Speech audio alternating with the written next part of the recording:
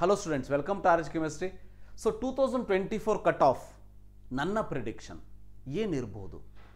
So by seeing all these things, your all India ranks or the number of students scoring good marks in the Karnataka ಹೇಗೆ ಅಂತಂದರೆ ಪ್ರತಿದಿನ ನೀವು paper ತೆಗೆದ್ರೆ ಕಾಣಿಸ್ತದೆ 2 page 3 page 4 page ಬರೀ ಫೋಟೋನೇ ಕಾಣಿಸ್ತದೆ. ಸೊ ಡೆಫಿನೆಟ್ಲಿ ಈ ವರ್ಷ ಕಟ್ ಆಫ್ ಜಾಸ್ತಿ ಆಗ್ತದೆ, ನಮ್ಮ ಎಕ್ಸ್ಪೆಕ್ಟೇಷನ್ಗಿಂತ ಜಾಸ್ತಿ ಆಗ್ತದೆ. ಅದರಲ್ಲಿ ನನ್ನದೊಂದು ಪ್ರೆಡಿಕ್ಷನ್. ಸೊ ಇದು ನನ್ನ ಪ್ರೆಡಿಕ್ಷನ್ ಅಂದಾಗ ಇದು ನನ್ನದೊಂದೇ ಪ್ರೆಡಿಕ್ಷನ್ ಅನ್ನೋದು ಗೊತ್ತಿರಲಿ. ಈ ಪ್ರೆಡಿಕ್ಷನ್ ಕರೆಕ್ಟ್ ಆಗಬಹುದು, ಇಲ್ಲ ರಾಂಗ್ ಆಗ್ಬೋದು. So if it is correct fine, if it is wrong this is my prediction. ನನ್ನ ಅಭಿಪ್ರಾಯವೇ ಹೊರತು ಇದು ಕರೆಕ್ಟ್ ಆಗಬೇಕು ಅಂತ ಏನೂ ಇಲ್ಲ, ಕರೆಕ್ಟ್ ಆಗಬೇಕಂತ ಏನೂ ಇಲ್ಲ. ಬಟ್ ನಿಮಗೊಂದು ಐಡಿಯಾವನ್ನು ಕೊಡೋದಕ್ಕೋಸ್ಕರ ಇದನ್ನು ಮಾಡ್ತಾ ಇದ್ದೀನಿ. So remember that before going to tell what is this year cut off, Karnataka 85% ಕೋಟಾದಲ್ಲಿ, ಕರ್ನಾಟಕ 85% ಸ್ಟೇಟ್ ಕೋಟಾದಲ್ಲಿ ಕಟ್ ಆಫ್ ಜಾಸ್ತಿ ಆಗೋದಕ್ಕೆ ರೀಸನ್ ಏನಿರ್ಬೋದು? See I am thinking here positively. First of all ಅದನ್ನು ನಾನು ಕ್ಲಿಯರ್ ಮಾಡಿಬಿಡ್ತೀನಿ ನಿಮಗೆ. I am not thinking about scam ಆಗಿದೆ, ಗ್ರೇಸ್ ಮಾರ್ಕ್ಸ್ ಕೊಟ್ಟಿದ್ದಾರೆ, ಒಂದೇ ಸೆಂಟದ 720. ಸಿ ಇವು ಯಾವುದೂ ಕೂಡ ಕರ್ನಾಟಕದಲ್ಲಿ ಆದಂಥ ಉದಾಹರಣೆಗಳಿಲ್ಲ. ನಾವು ಕರ್ನಾಟಕದ ಬಗ್ಗೆ ಅಷ್ಟೇ ಯೋಚನೆ ಮಾಡೋಣಂತೆ. 15% ಬೇಡ, 85% ಸ್ಟೇಟ್ ಕೋಟಾದಲ್ಲಿ ಈ ವರ್ಷ ಕಟ್ ಆಫ್ ಜಾಸ್ತಿ ಆಗ್ತಾ ಇದೆ ಅಂದರೆ ಅದಕ್ಕೆ ರೀಸನ್ ಏನು ಗೊತ್ತಿರಲಿ. The first and foremost reason is increase in the number of students. So ಇದು foremost important reason, increase in the number of students. ಅದರಲ್ಲೂ maximum number of repeaters, maximum number of repeaters. Remember, actually ಒಂದು rules ಮಾಡಬೇಕು. ರಿಪೀಟರ್ಸಿಗೆ ಬೇಜಾರಾದರೂ ನನ್ನ ಒಂದು ಅಭಿಪ್ರಾಯ ನಿಮ್ಮ ಮುಂದೆ ಇಡ್ತಾ ಇದ್ದೀನಿ. ಒಂದು ರೂಲ್ಸ್ ಮಾಡಬೇಕು, ನೀವು ಒಪ್ಕೋತೀರಿ ಅದನ್ನು. So think practically, not think emotionally, right? So freshers ಯಾರಿರ್ತಾರೆ ವಿದ್ಯಾರ್ಥಿಗಳು, ಈ ವರ್ಷ ಫ್ರೆಷರ್ ಸೆಕೆಂಡ್ PUC ಎಕ್ಸಾಮನ್ನು ಬರೀತಾ ನೀಟ್ ಎಕ್ಸಾಮನ್ನು ಬರೆದು ಒಳ್ಳೆ ಮಾರ್ಕ್ಸನ್ನು ತೆಗೆದುಕೊಂಡಂಥ ವಿದ್ಯಾರ್ಥಿ, ಅವನಿಗೆ ಒಂದಷ್ಟು ಸೀಟನ್ನು ಮೀಸಲಿಡಿ, ಒಂದಷ್ಟು ಪರ್ಸೆಂಟೇಜ್ ಆಫ್ ಸೀಟನ್ನು ಮೀಸಲಿಡಿ. ರಿಪೀಟರ್ಸ್ ವಿದ್ಯಾರ್ಥಿಗಳಿಗೆ ಒಂದಷ್ಟು ಸೀಟನ್ನು ಮೀಸಲಿಡಿ. ಸೊ 100% ಅಂತ ಇದ್ದರೆ ಫಾರ್ ಎಕ್ಸಾಂಪಲ್ ಒಂದು 30% for the fresher, 30% for the repeaters and another 40% anybody can participate. ಹೌದಾ? ನೀವೇ ಒಪ್ಕೊಳ್ಳಿ. ಒಬ್ಬ ವಿದ್ಯಾರ್ಥಿ ರೆಗ್ಯುಲರ್ ಆಗಿ ಪ್ರಾಕ್ಟಿಕಲ್ ಎಕ್ಸಾಮ್ ಮಾಡ್ತಾ, ಲ್ಯಾಂಗ್ವೇಜಸ್ ಓದ್ತಾ, ಬೋರ್ಡ್ ಎಕ್ಸಾಮ್ ಪ್ರಿಪೇರ್ ಆಗ್ತಾ, ನೀಟನ್ನು ಮಾಡ್ತಾ ಒಂದು ಒಳ್ಳೆಯ ಮಾರ್ಕ್ಸ್ ಒಂದು 620, 600, 580, 550 ತೆಗೆದಿದ್ದಾರೆ ಅಂತಂದರೆ ಇಟ್ ಈಸ್ ನಾಟ್ ಈಸಿ ಅನ್ನೋದು ನಿಮಗೂ ಗೊತ್ತಿದೆ. ಯಾರು ರಿಪೀಟರ್ಸ್ ವಿದ್ಯಾರ್ಥಿಗಳಿದ್ದಾರೆ ಅಥವಾ ರಿಪೀಟರ್ಸ್ ಬಗ್ಗೆ ನಾನು ಕೆಟ್ಟದಾಗಿ ಮಾತಾಡ್ತಾ ಇದ್ದೀನಿ ಅಂತ ಥಿಂಕ್ ಮಾಡೋರಿದ್ದಾರೆ, ಅವ್ರು ನಿಮಗೂ ಗೊತ್ತಿದೆ. When you are a fresher you scored some respectful marks. At that time, if there was a what you can say this arrangement what I am thinking now, ಹಾಗೇನಾದರೂ ಇದ್ದಿದ್ದರೆ definitely you could have get the seat. ಎಷ್ಟೋ ಜನ ಫ್ರೆಷರ್ಸ್ಗಳು 500, 520, 550 ತೊಗೊಂಡು ರಿಪೀಟರ್ಸ್ಗೆ ಹೋಗ್ತಾರ ಅಂತಂದರೆ repeat ಮಾಡೋದಕ್ಕೆ ಮನಸ್ಸಿಗೆ ಬೇಜಾರಾಗ್ತದೆ. C repeaters ಬಗ್ಗೆ ನಾನೇನು ನಿಮ್ಮ ಬಗ್ಗೆ ಏನೂ ನಾನು ಕೆಟ್ಟದಾಗಿ ಕಮೆಂಟ್ ಮಾಡ್ತಾ ಇಲ್ಲ, ಬಟ್ ಥಿಂಕ್ ಮಾಡಿ. ಸೊ ಇದು ನನ್ನೊಂದು ಸಜೆಷನ್ ಅಷ್ಟೇ.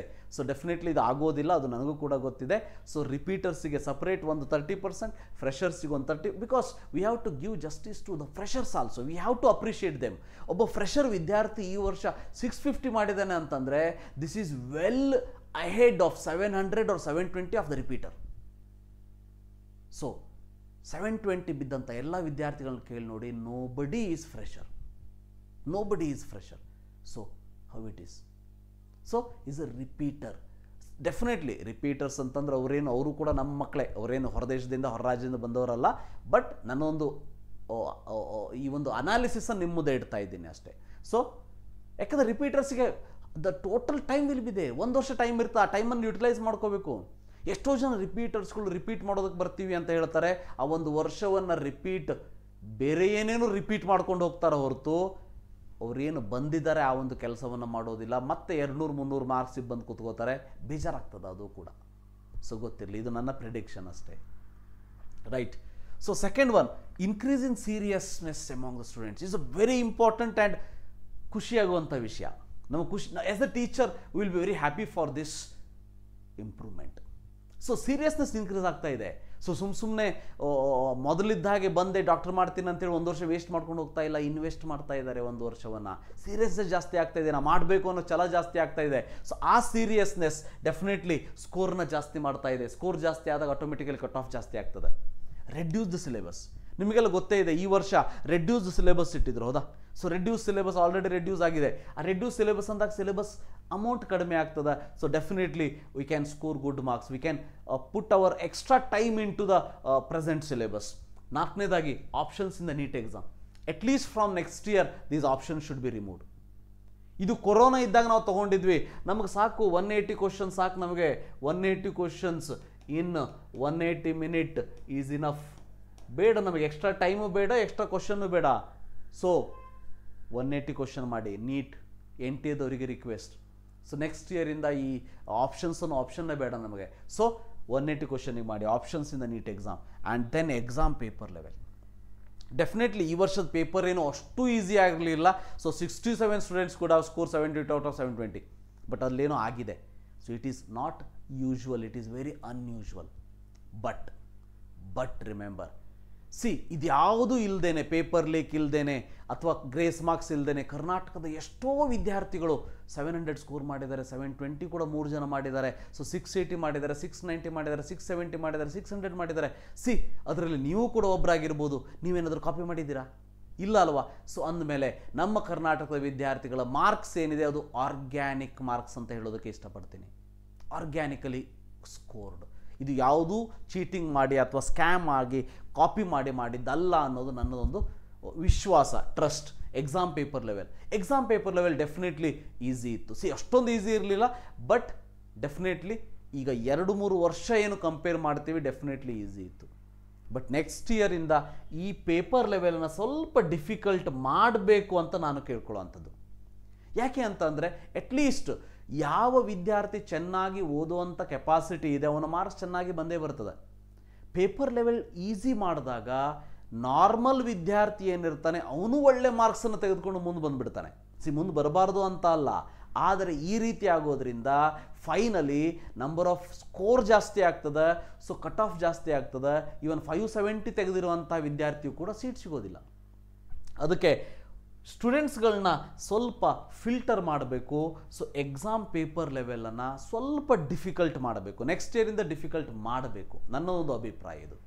ಸಿ ಇಲ್ಲಿ ಹೇಳಿರೋ ಎಲ್ಲ ಅಭಿಪ್ರಾಯಗಳು ನನ್ನ ಸ್ವಂತ ಅಭಿಪ್ರಾಯವೇ ಹೊರತು ಇದು ಹಿಂಗೆ ಆಗಬೇಕು ಅಂತ ಹೇಳೋದಲ್ಲ. ಸೊ ಅದಕ್ಕೆ remember, exam paper level definitely ಭಾಳ ಈಸಿ ಏನಿರಲಿಲ್ಲ ಈ ವರ್ಷ.